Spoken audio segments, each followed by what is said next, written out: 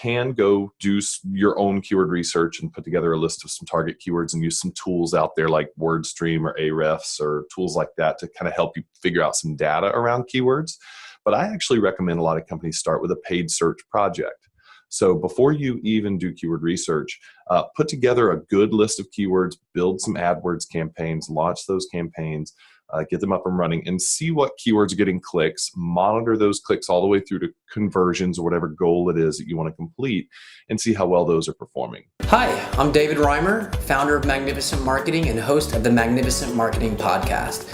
And in our podcast, we just team up with some of the brightest marketing minds in the entire world, where we dig into everyday problems that people are having in the marketing landscape, in addition to some of the big changes that happen.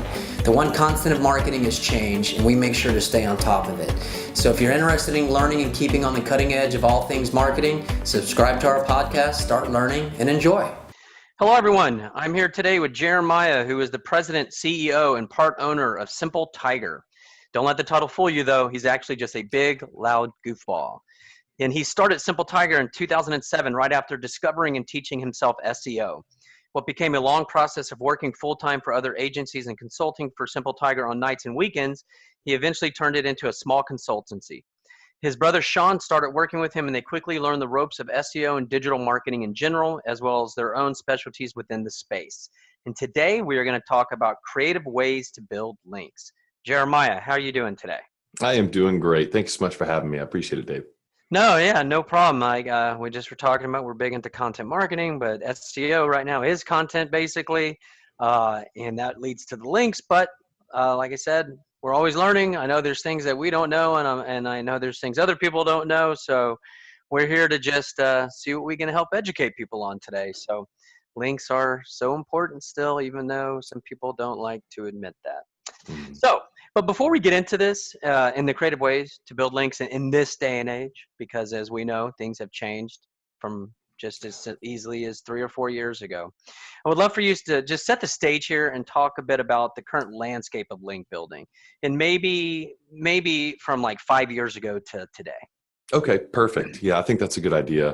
Within SEO, link building has been kind of the final straw, the last frontier, the hardest thing you could do with SEO, the most challenging element, and the most influential factor in ranking in Google as well. So today we're talking about SEO.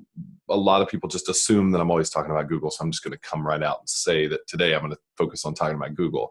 When we're talking about SEO, though, that could be really any search engine. That could be Amazon, that could be Yelp, that could be all kinds of different search engines that are out there. But focusing on Google, links have been for the longest time one of the most single influential ranking factors that there are. Back when I first got into SEO, 2006, 2007, you could change some title tags on your website and start ranking well in Google. And that was like the big on-page ranking factor. And then over time, it got more and more difficult to do that as Google had to start considering other factors more important. And as marketers kind of flooded the space of search engine optimization and saturated it with all of the same kinds of stuff, the algorithms had to become smarter and decipher relevance to keywords better. And so links kind of started taking a more important role from then all the way up until very recently. So you mentioned roughly 5 years ago. Yeah, 5 years ago, links were still extremely valuable. And I would actually say that we just recently had the first real, perhaps one of the first real renaissances in the SEO space in maybe 15 to 20 years this year. So this is 2018. And this is the first time that I think links have actually been surpassed by another ranking factor. Now, that doesn't make links unimportant. It just makes them slightly less important than the newest ranking factor being user engagement. So Google, after working on encrypting all of their traffic and all of their browser history and stuff like that, have over time started monitoring people's engagement with websites and allowing that to actually influence the way those sites rank in Google. Mm-hmm. And that is the only thing that's really jumped over links in terms of value. But regardless, links are still extremely important. They're right at the top of the heap there. with user engagement. And if you're not building good quality links in regards to SEO or in regards to your good quality content marketing, you're going to have difficulty ranking in Google. Yeah, man, that's I'm really glad you said it like that, because you weren't just because you do talk to some SEOers and they are stuck in either the stone or golden age of SEO, whatever you want to call it, where you could just tactically accomplish your SEO goals by building links. Mhm. And then as things have changed with engagement, I didn't realize which one was more, so I'm glad you Yeah, pointed that out, that actually more. That doesn't mean that links aren't important, just right. because something else is also very important. And I think as we get into this, those two things actually kind of go hand in hand anyways, Totally. engagement and the link building. So we'll get into that. But so again, just because a lot of times you talk with people and it's like you almost discredit one thing by saying something else is important, and Right. that's really silly to do in anything in life, really, when you just take a stance. But when it comes to this, both are important. So links are still super important. Everybody needs to know. Now you'll hear other people say that they're the only thing, and that's not the case, Right. but they are still very important. So thank you for that. That was I think you really set a nice stage. um, so before we actually get into some of the execution here and the ideas, Mhm. I also want to ask you one more question as far as when we're looking to have a strategy for link building. What should somebody do first before they start to even look to build any links? I mean, do you start with the keyword analysis? Mhm. What do you do? Very good question. So I'm going to give you kind of like the ideal template or format that I would recommend people run through if they're doing an SEO project in house and they really want to make sure that when they get to link development, that it is as easy as possible. Because I'm going to tell you, link development is still the hardest thing you can do in SEO. It is extremely difficult. I would actually say improving user engagement on your website might even be easier than building links. And links are still very valuable, as we discussed. So by the time we get there, we want that to be easy. So I actually recommend starting way back at the beginning and beginning with some keyword research. You can go do your own keyword research and put together a list of some target keywords and use some tools out there like WordStream or Ahrefs or tools like that to kind of help you figure out some data around keywords. But I actually recommend a lot of companies start with a paid search project. So before you even do keyword research, put together a good list of keywords, build some AdWords campaigns, launch those campaigns, get them up and running, and see what keywords are getting clicks, monitor those clicks all the way through to conversions or whatever goal it is that you want to complete, and see how well those are performing. Those keywords are the ones that you should take into an SEO project, okay, the ones that are helping you achieve your goal. So now we just did a major shortcut of keyword research. Instead of taking 6 to 9 months worth of SEO effort to figure out what keywords are going to work well for us through trying to get our site to rank for all these keywords, we just spent a month or two getting conversions on keywords. So we know that these 3 keywords, instead of this 100 list of keywords, are going to convert for us. And so we can go into the project with a lot less that we need to work with and a lot more focus. So keyword research is now done. All right, so that's out of the way. The next thing to do. Well, real quick, let me interject. I hate Sure. to cut you off because I love what you're saying, but I feel like you might go on to another point, and I just want Mhm. to see if I'm hearing this right, because it's very intriguing what you just said there. Because Mhm. you can do your keyword research and see which keywords are getting a ton of volume, which obviously is part of the equation, I guess, and which ones that are the competition level, and you identify that, but that might not tell you the full picture because those might not be the buying keywords, right? So Sure. by going through this exercise, what you're identifying are keywords where people buy stuff. Right. So one thing that you might want to do in this process, and this is where you can get real nuanced about it. I did just kind of breeze over that because I'm trying to speed through to getting links. No, I But hear you. but I want to go deep on this with you because I really do think it's important. When you're looking for the right keywords to get, and this is becoming even more important now as conversational search is evolving and searchers are starting to be much more diverse in terms of what all keywords they're using in a search.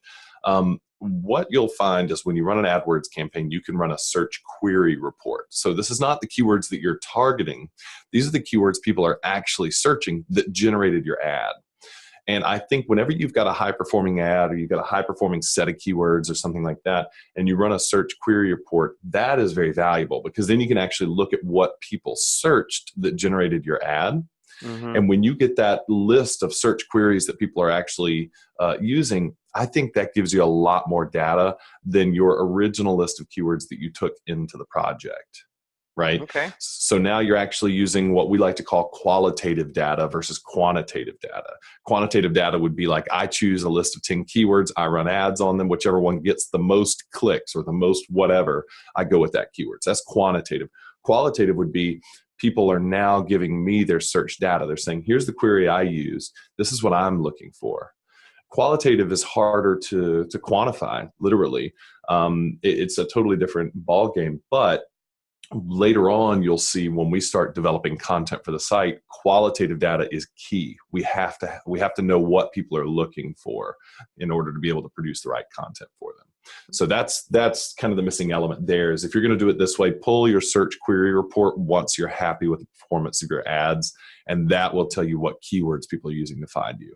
Wonderful. Awesome. Was that the second point you were going to make? No, I was going to jump, so I'm glad you stopped. Yeah, You did a good job. Awesome. Okay, good. Good. Thank you for that. Okay, Yeah, awesome. So let's problem. get into link building and maybe start on the lowest hanging fruit, on page opportunities. Yep. Or maybe naps and stuff like that. So let's start with the lowest and then work our way up to the gusto there. You know? Absolutely, yeah. So what we really want to do is build a foundation that we can later build links to. All right, because what we don't want to do is start, we don't want to have an open house and have a whole bunch of people walk into our house the day of the house showing, and it turns out our foundation is faulty and the whole building's going to fall and crush everybody. Like, you don't want that, right? So before we begin a link building campaign, we need to make sure that technically our site is well structured, that it's well built, well developed.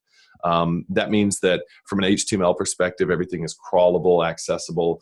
Robots are able to get through the site, index everything. There aren't any major technical issues. Now, it doesn't have to be perfect, just good enough for robots to access all the content and everything, and for it to not limit you. So we usually address the technical side of things real quick and get that out of the way. That usually looks the same no matter what SEO person you talk to. So it's not really going to be a big competitive advantage to talk to a couple different SEO agencies on that subject. But once we get our technical foundation kind of squared away and that's set up, the next big step is then we dive into content. And that's where we're probably going to spend a little bit more time talking about the value of doing something before doing link development. So remember back when we pulled our search query report, in that search query report, we probably were targeting a keyword like invoicing software, for example, if we're a competitor to QuickBooks.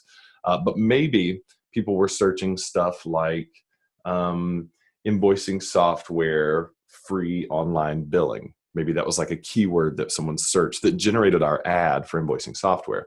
We realized, wait, people really value the free online billing feature, and enough people are searching that. So maybe we need to write a piece of content about how our software has a free online billing feature.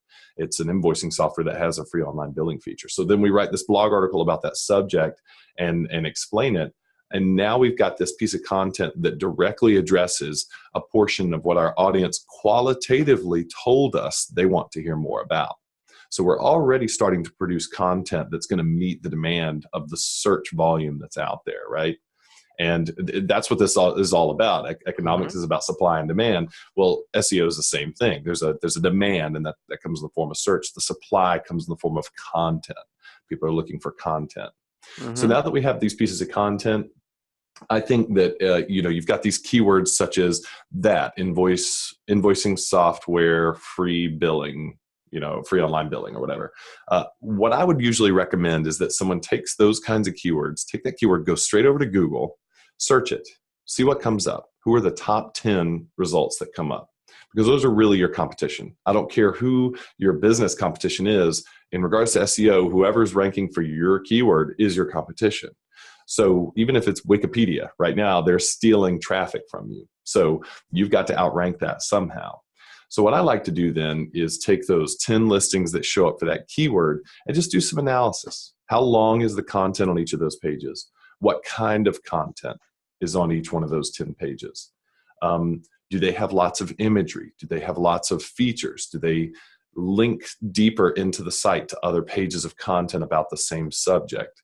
How is the content organized on those sites? So I'm doing a lot of on-site analysis for each one of those competitive results. And I'm putting all that into an Excel document or a Google spreadsheet I could share with my team. So I could show them, hey, on average, the top 10 results for this keyword have 600 word count pieces of content. So you can immediately start to see that there's an interesting threshold that's happening. Like once you get up to like the 600 word count threshold, maybe pages start ranking better in Google for that keyword in particular. Let's go a little bit further. Let's do some backlink analysis on those top 10 results. So let's grab each one of those results, run them through a tool like Ahrefs, and just see what kind of backlinks those individual pages have. And you may find that those kinds of pages for a longer tail search may have 2 to 3 links per page, or 5 to 10 links per page, something like that. So then we've got this nice average. So on average, to perform in Google for that keyword, you've got to have about a 600 word count and about a 2 to 3 link threshold. So pointing to one page. So now our work's cut out for us. We know we need to produce content that looks like this, that is about this much or more. I always recommend going a little over whatever the competition's doing, and then build that many links or more for that one page, and you ought to rank well. So that's kind of our quantitative goal there. Now, what about like additional pieces of content in and around that? Because you talked, I definitely don't want to give people the idea, and maybe I'm wrong, but I don't want to give the people the idea that you can just produce a piece of content, you know, and then you know, even build some links to it and assume it's going to rank. Right. You might need to produce a series in and around this where we're potentially pointing to the one page that we want to rank, right, internally. Sure. But can you just touch on that? Because a lot of times people have, and I know you dealt with this, like, I want to rank in a month, right? Or, you know, or I just need to do one thing and write a piece of content, but, you know, you might need to continuously do this a lot. Oh, right? absolutely. Absolutely. When I come back with that search query report, usually if you went into an AdWords campaign with 10 to 15 keywords you want to target, your search query report after a month or two is probably going to look like 150 to 250 keywords of what people searched that generated your ad. So you're going to have a lot of keywords to focus on. So that's a lot of content. You know, whether you're writing big pieces of content that we would call like skyscraper content or pillar content, where it's going to be a several thousand word single page piece of content that hits a large swath of those keywords, or you're going to break it up and go very niche on each one of those keywords and write one little piece about each keyword. However you want to do that is fine. I would look at your competition, see what's out there, and try to differentiate yourself in terms of what you're going to provide, but make sure that you're going to provide value in some way. So I would let the research determine and the data determine what you think people are going to need in terms of volume of content. And I would try to plan that out a little bit in advance from your search query report or from your keyword research you've done before. It does take some time to get that done. Absolutely. It does. Yeah. It's an investment. I mean, I usually recommend people spend $10,000, $15,000 on just producing content to get the SEO ball rolling.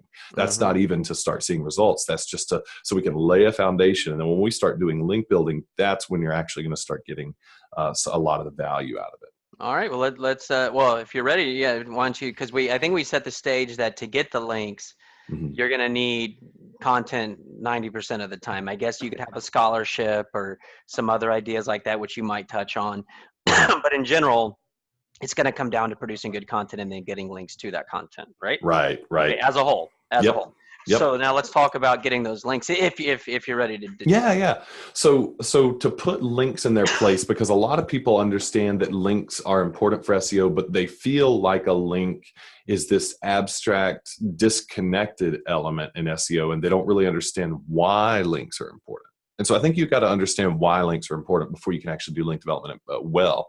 The whole reason links are important in Google's algorithm is to diversify their dependency on metrics that influence their intellectual property or their algorithm. All right. So Google makes 98% of their revenue. When you look at their market cap and they're worth 800 billion or whatever, 98% of that is from showing ads, relevant ads around quality content that you searched for. So they're very protective of their algorithm. And in order to be protective of that, and in order to have a good algorithm, and in order to have 70% market share as a search engine like they do, they've got to make sure that that algorithm doesn't depend too heavily on any one manipulatable or influenceable metric. And so that's why, for example, Now.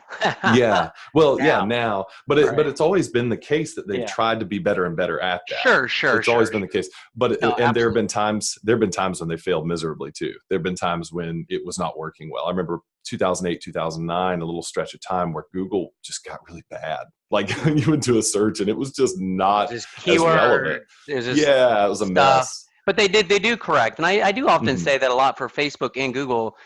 You need to understand that their number one objective is user experience. They Yeah, don't have a product. It's just like if you're a carpenter, your number one objective is to put out a good piece of woodwork, right? right, And Google's number one objective is to create a good user experience, and same with hmm, Facebook.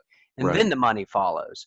right, So they're not big bad giants. They really are just the forces of nature dictate to them that they have to be good for totally, users, right? So totally. they do try to do the right things, and they have shifted to not letting people game the system. Now you can Right. work within the system, which Hmm. is what Jeremiah is talking about today. So, Yeah, anyways, I just yeah. want to kind of validate that as well. Yeah, I appreciate that. No, and I do think it's important to let people know that I'm direct about going ahead and drinking the Kool-Aid. If you're trying to play the SEO game and you're wanting to work with a 700-pound gorilla, I call it 700-pound because they have 70% search market share. If you want to show up in Google, go ahead and start with Google AdWords. Like I'm not a salesperson or a spokesperson for Google AdWords whatsoever, but I am telling you that that is a good way to get started. They give you the tools to build a nice path to ranking well. They want you to help them make Google better over the Mm-hmm. long haul. So they give you that investment of those tools to go ahead and get started. And in the meantime, you're paying them through AdWords, so they Mm-hmm. love you. Yeah. Regardless, so once we get to the point where we understand that Google has to diversify what they depend on in order to show results, we start seeing that links can't be the only thing, but technical optimization can't be the only thing. Content and word count can't be the only thing. Keyword density can't be the only thing. There's so many things that can't be the only thing. So we got this nice big diversified portfolio of things that Google depends on. Now that we understand that links are to offset what you are able to do on your site with stuff that you can manipulate on your site with stuff that is much harder to manipulate, which is getting links from other reputable, high quality, trusted domains. That's much harder for me to go out and just pull a trigger and just get a link, and a lot of people do that and they get links from bad places, bad neighborhoods. They do all kinds of just bad link building. And really what it comes down to, in my opinion, in my experience, is doing just a small amount of the right kind of links will get you a lot further than you think. And so a lot of the link building that we do actually comes down to some traditional old-fashioned PR. We produce a piece of content, or we have some ideas around some content, and we go out and we approach different people who are influencers on their own blogs or larger influential blogs or media publications or industry publications, review sites, sites. Paying for these things, or are these just like, hey, here's some great content if you want to utilize, or a So combo of both? some of the, yeah, it's really a combo of both. I would say maybe 10 to 20% of the time we end up paying. You don't want to hear that, but that's just the way it goes. Other businesses have other business models, and for them to even consider you, you got to be willing to pay. And then their review may be completely honest and may actually cut you, even though you paid for it. So that's something you got to consider as well. But then, really good quality links always come from relevant and reputable publications or resources, and that's what we find. Now, to get to that point, I think it's actually really hard to get a larger reputable domain to link to you without showing some prior social proof, because at the end of the day, everything is marketing. When we talk about social proof, we mean like if a whole bunch of people go through a door, I'm more likely to just go through that door because other people are doing it. There's a subconscious safety in that. If I want entrepreneur.com to link to my piece of content, then it wouldn't hurt to have some links from a bunch of other reputable resources that maybe aren't necessarily as reputable as entrepreneur.com, but the contributor that works at Entrepreneur is going to look and see those, and they're just going to be more relaxed about giving you a link. right? And so you have to think about that strategically. You're not just marketing to your end user, you're marketing to the person that you're trying to get a link from. And you've got to give them what they need to see because they're trying to protect their job and their career. So these are all parts of that process. But one of the things that we also recommend doing once you've got the content foundation laid is doing some content promotion, some paid content promotion. So promoting that content on Facebook, for example, to audiences that are going to devour that content, doing a little bit of content syndication and paid promotion through like Taboola or Outbrain with some really good targeting set up there. And what that does is that gets your content out there in the world. It gets people interacting with it, engaging with it, and you start getting some good data back about how people value it. What's really cool with that is that if you remember at the beginning of the call, I talked about how Google has moved into not just looking at links as the top ranking factor, but now user engagement trumping links just a little bit. Well, if that's the case, then we actually don't need to build links as hard as we need to improve user engagement. So if I get some traffic to my content, and Google's monitoring that traffic because those people are coming through Chrome. I have Google Analytics installed. There may be all kinds of other clickstream data Google's looking at. Then Google's watching how people are interacting with that content. And if through paid promotion, I show Google that, hey, people are coming into my content, they're not bouncing, they're clicking around, they're scrolling, they're spending time on my content, Google's going to actually start letting my content rank better with no links. Keep in mind, because now I've spiked the algorithm and shown it, hey, I've got good user engagement on my content. Or if you have bad user engagement on your content, you're going to find out real quick because people aren't going to be engaging with it. And you'll be able to look at your analytics and see, wow, we got a lot of bounce rates on this content. So you got to do something different with your content strategy. But you've got to do that before you can build links. So I like to take that route because then it's kind of a two-pronged result that'll occur. So you spike the algorithm with this improved user engagement by showing lots of traffic coming into your content and engaging with it through paid channels like Facebook ads, Instagram ads, things like that.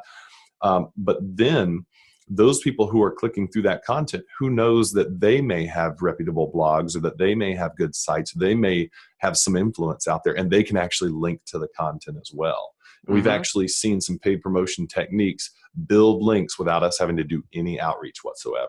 But that's really what you want to happen. Yeah. Just have it naturally and organically, have the content be badass enough where that just happens. Keyword is content be badass enough. I mean, right? I mean, that's what it comes down to. That makes it easier for you, everything easier, right? For the link building. So tell me, how do you get these entrepreneur type people or other publishers, other media outlets, how do you get their attention to notify them of this? Because obviously the blogger outreach thing, it's noise right now. Right. It's noise. There's a lot of noise in that space, and there has been a lot of noise in that space. And I got to say, marketers are going to ruin anything that works. That's just the way we work. So if there's something that works, we're going to flood it and we're going to break it. And then something's going to have to evolve and do away with us temporarily until we discover how to game that system. So, so with guest posting and getting articles published on publications, what we're seeing is actually an interesting renaissance just in the world of journalism and in the world of editorial publications. It's a little bit of a scary time in that realm, but what we see is certain publications that are, if they want to stay relevant, if they want to stay good, they have to become more picky about what they allow in. And if they're going to become more picky about what they allow in, that means that your content has to be even more badass, like you were talking about a moment ago. It's going to have to be even better to get in on like certain publications. And publications that used to be, I think, like the cream of the crop. If you get one link from like Forbes.com, it was like game over. It was so huge. Nowadays, Forbes.com is way easier to get links from. And I think in the long run, that's probably going to hurt Forbes.com. But that's also going to hurt everyone who gets links from Forbes.com. And we have to keep that in mind. So we've got to look out for publications that are relevant and that are trustworthy. I think in the eyes of Google, there is a big opportunity for independent bloggers who who are manually in control of their blog. It's kind of like a small business down the street that's maybe a local restaurant that just does locally sourced high quality food and ingredients, and they just kill it. They have a really good chef. They're not some big chain trying to compete on a global scale. They're just going to crush it in little Sarasota, Florida.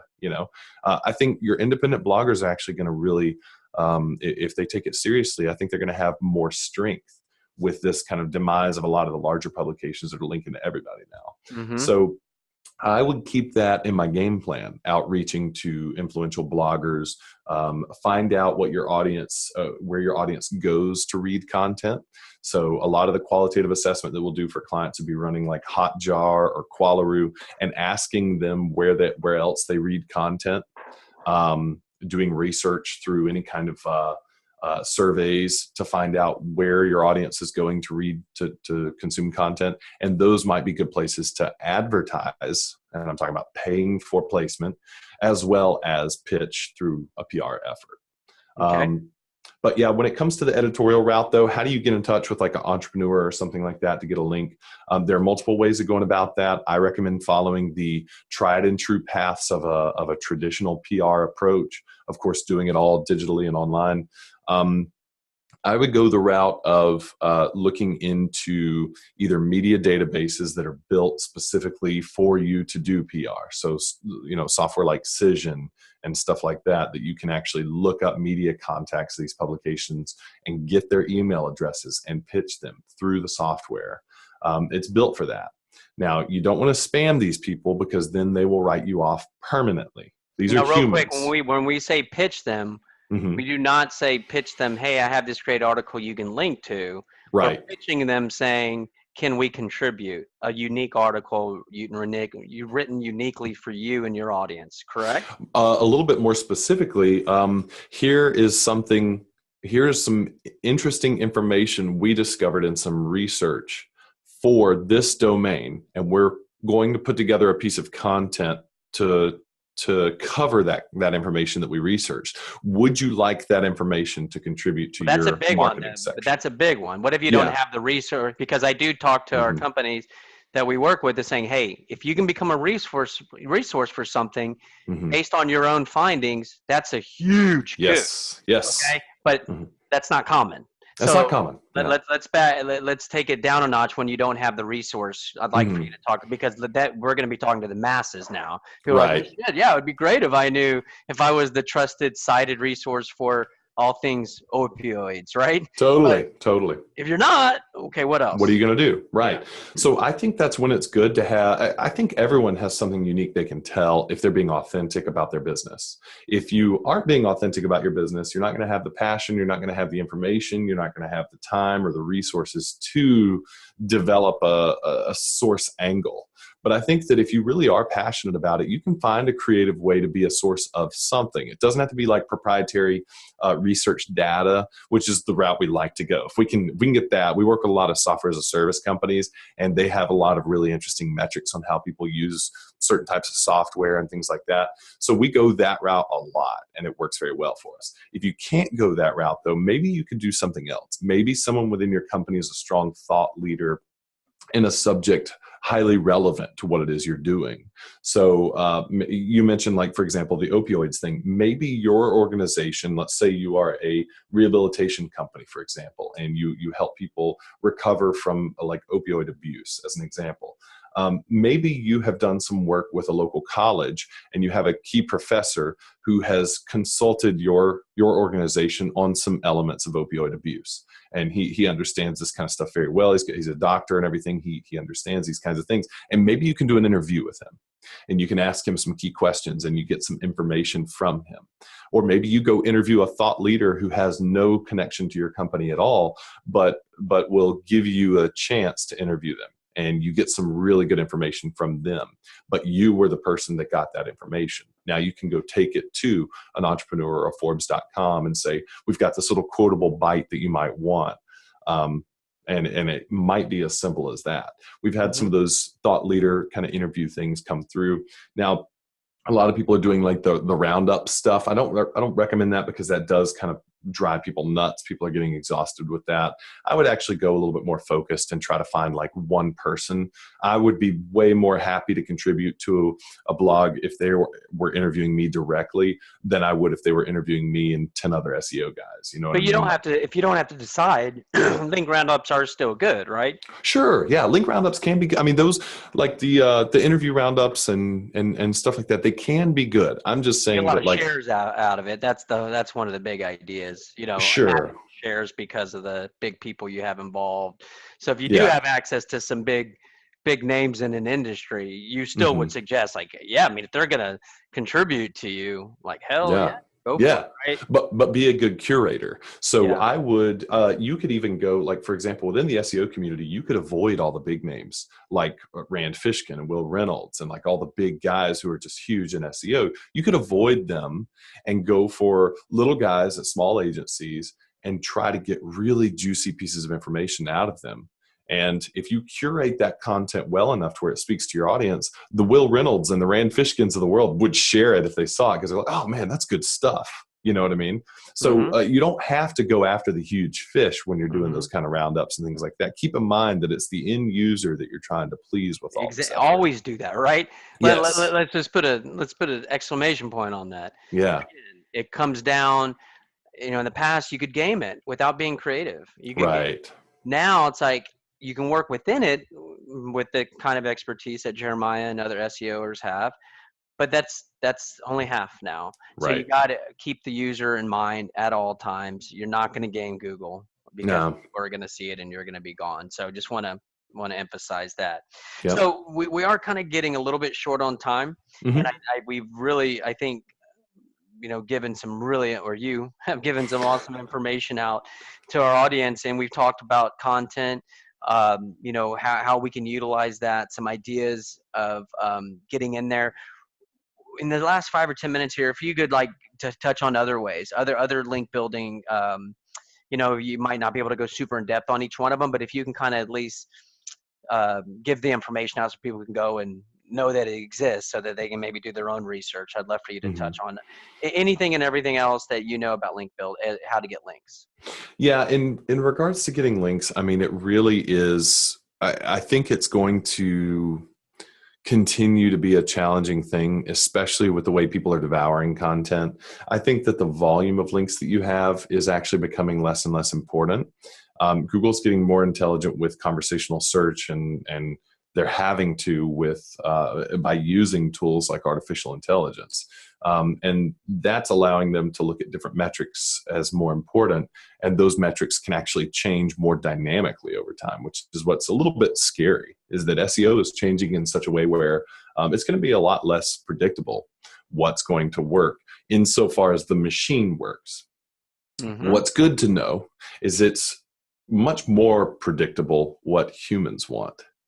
And that is what Google is trying to do. That's what the artificial intelligence within Google is trying to do, is trying to predict what humans want and provide them that. Google's Mm-hmm. mission objective is to organize the world's information and make it freely accessible to all. So that's a pretty simple mission objective in concept, but it's a huge undertaking. And with Mm-hmm. artificial intelligence, we can see how if they're going to pull all of this information from around the world, they're going to have and make it freely accessible to us. They're going to have to find out what matters to us. So Mm-hmm. if you can do your part as a marketer to qualitatively understand what your audience and what your clients' audiences are going after, what they need and what they want, you will win the game. Actually, Will Critchlow did Will Reynolds at Seer Interactive did a really cool thing recently where he was talking about some of the qualitative research he was doing for a client of theirs that sells I think it was like a lawnmower blade at Home Depot. And he said, before we even dove into doing keyword research or anything like that, he said, I actually had a couple of my employees go to a couple of the local Home Depot stores around us and hang out in the lawnmower blade section and stand there and just wait. And when people came by and started looking at lawnmower blades, they'd start asking them a couple questions. What are you looking for in a lawnmower blade? What do what's your problem? What's your concern? and would just Interesting. go through and take notes, and then came back with like all these notes about what these people had said about it. And Oof. he took that, put together a content marketing plan without doing any keyword research, put together a content marketing plan that took off and really worked for them, because he went directly to the source, the people with money in hand who are looking at the product. And Isn't I that think so funny? I'm sorry, go ahead. it's no, yeah, I love it. I think it's I know, so it's just deep. so funny what's changed. Like, it's so funny. Like about 4 or 5 years ago, writers, creative writers, were like, "This is the worst profession I could ever have. I get paid $6 an hour, and it sucks. And I have to I'm write very creative. spam. I have to write spam. This is like now. Fast forward to where we are right now, and they're very valuable. I Yes. remember talking to a friend about 2, 3 years ago, when he was, do some big things. Great. He's like, man, or maybe it was even longer than that, maybe 3 or 4 years ago. And he was just kind of down the dumps that he was becoming Yeah. commoditized, and he's super creative. And I was like, buddy, it's shifting. Don't worry. I Yeah. go, Stick with it. we're coming right back around to you. I'm seeing the shift in Right. the marketplace because automation, like what you mentioned earlier, marketers Hmm. will ruin everything. Well, Yep. automation is top of the list there, right? Right. So and then automation moved to like writing automation. I mean, what Mhm. a horrible idea that was. Right. But at the time, it worked because it served Google, because it was about frequency and the quantity of Right. keywords and links.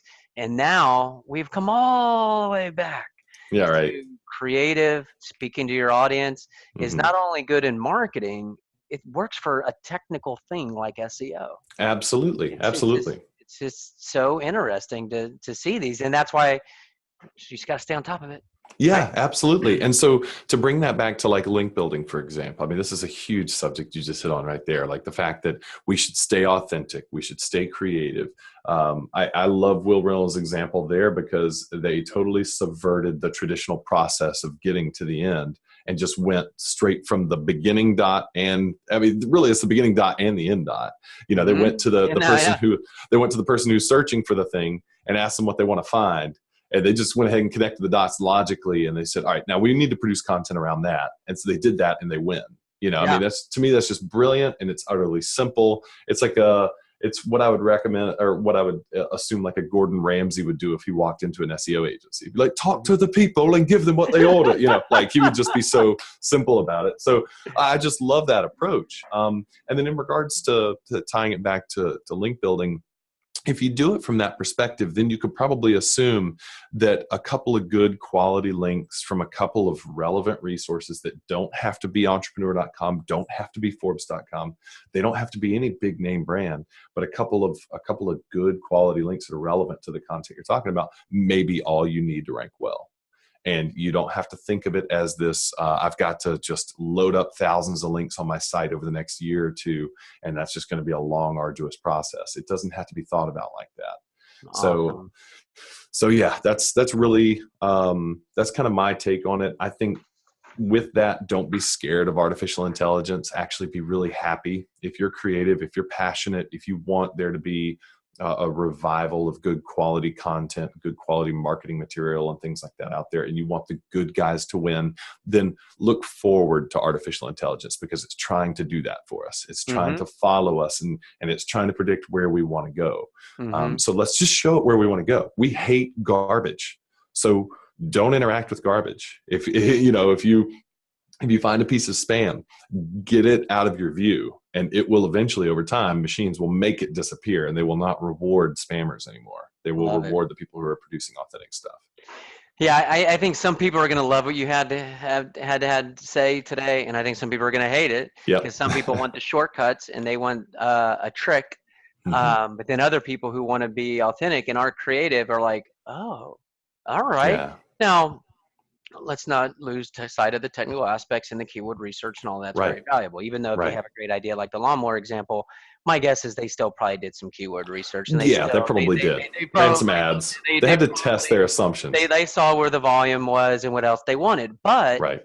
in order, the rising tide rises all the ships in the harbor, right? So if they're Right. writing on something that is connected to one of those other high ranking keyword phrases or high volume keyword phrases, Mhm. The other stuff is going to drive that.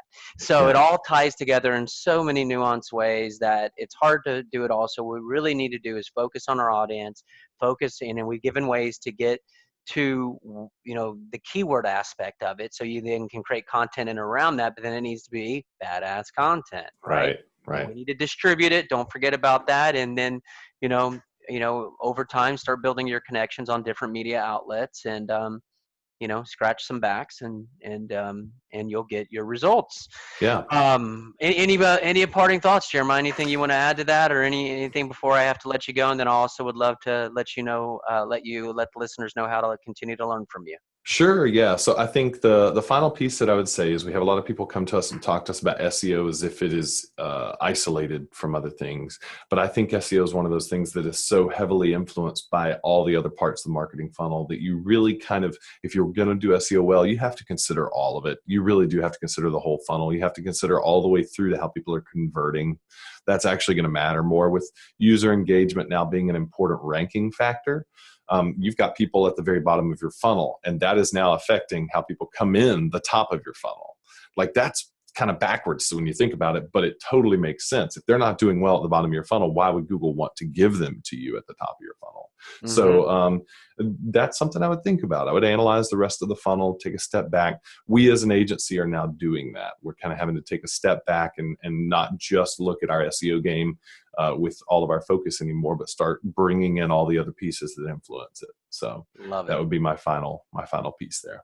Wonderful. How can people continue to learn other awesome final thoughts like that from you, Jeremiah? Sure. Yeah. You can reach out to us. We're at simpletiger.com. You can shoot me an email if you have any questions, Jeremiah@simpletiger.com. And we got a couple of pieces of content and some ebooks on the site. You can definitely check those out. And if you're looking at having help putting together a strategy for your company and how you can conquer search and things like that, give us a shout. We'll be happy to have a call with you. Awesome. Well, Jeremiah, this has been fun, very informative. I'm glad we did it, and looking forward to having you on again. Yeah, thank you. I really appreciate it, David. I enjoyed myself. So thank you so much. All right. Thank you.